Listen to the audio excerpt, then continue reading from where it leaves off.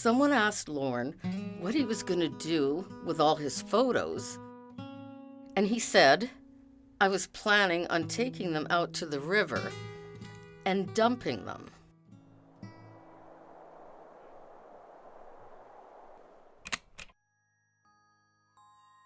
In Gananoque, if a baby was born, or a young person was getting their first picture, or there was a wedding or a special event, it wasn't happening until Lorne Prosser took the picture.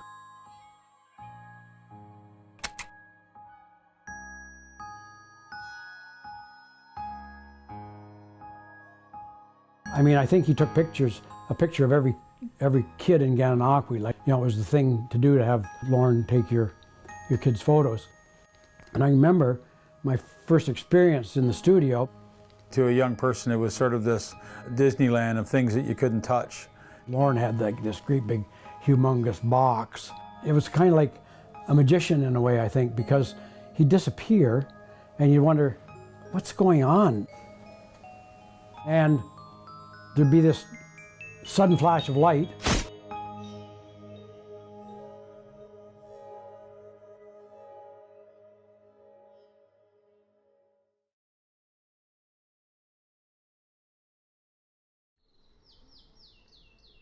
I don't know if you know this town. If not, it's of no consequence. For if you know Canada at all, you're probably well acquainted with a dozen towns just like it. Stephen Leacock.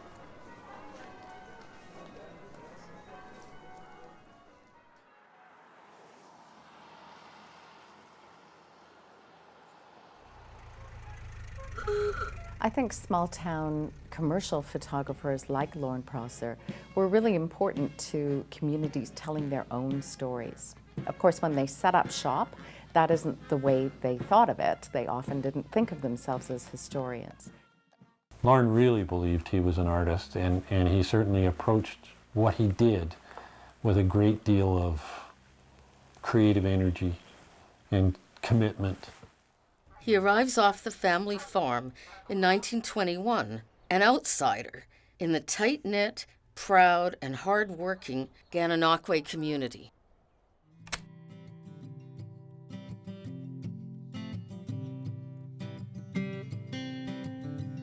Memories to be treasured and cherished, prized personal possessions, an impromptu archive of social history. He had a real knack, you know, he was a true artist. Lorne Prosser took great pride in his work. He was a perfectionist. The process of making portraits very seriously is a very intimate process. This is something that happens between the photographer and their subject.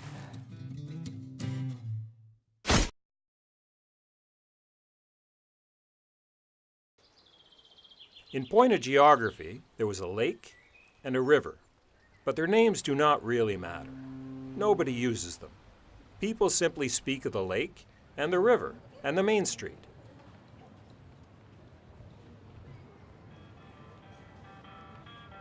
Much in the same way as they always call the Continental Hotel Pete Robinson's and the Pharmaceutical Hall Elliott's Drugstore. But I suppose this is just the same in everyone else's town as in mine. He takes the school pictures, meets the school teacher, Helen Case, and marries her. Nobody went to school in Gananoque that wasn't taught by Helen Prosser. Nobody lived in Gananoque that hadn't had their portrait taken by Lorne Prosser.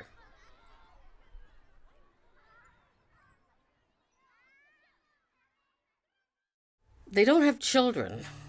We don't know why. Some echoes of the past are just simply obscured, or it simply isn't talked about. A private, proper sort of man, not unlike Gananoque. He was sort of a funny guy in that he would try to take a picture with something unusual in it, and usually a pet that got in the picture. Now most photographers will say, well, put that cat down, we don't want to take that, but not Lorne.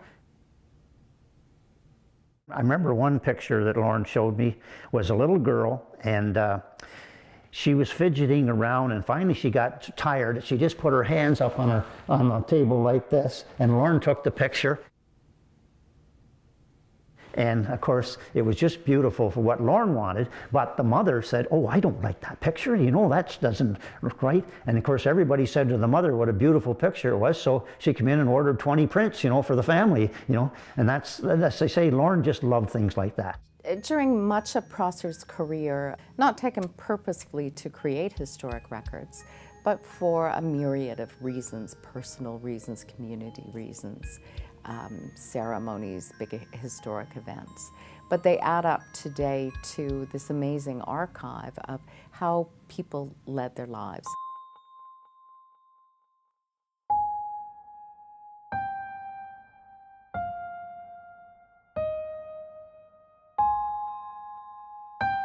He was trying to make a living, but he didn't know in the background that he was saving the history of Gananoque.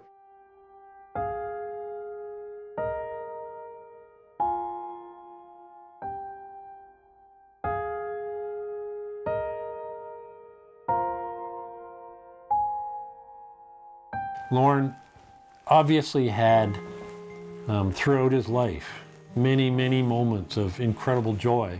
And when you look at these photographs and you say, wow, these are really something, you just need to appreciate what that meant to him at the moment that was made. It was like, that's what I wanted and I got it.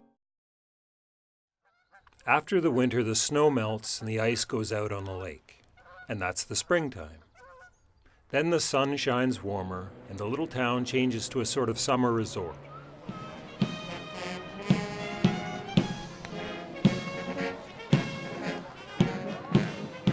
That changes too. The days shorten, the visitors disappear, the maples blaze in glory and die, and that's the autumn. Thus the year runs its round, moving and changing, much as it does in other places.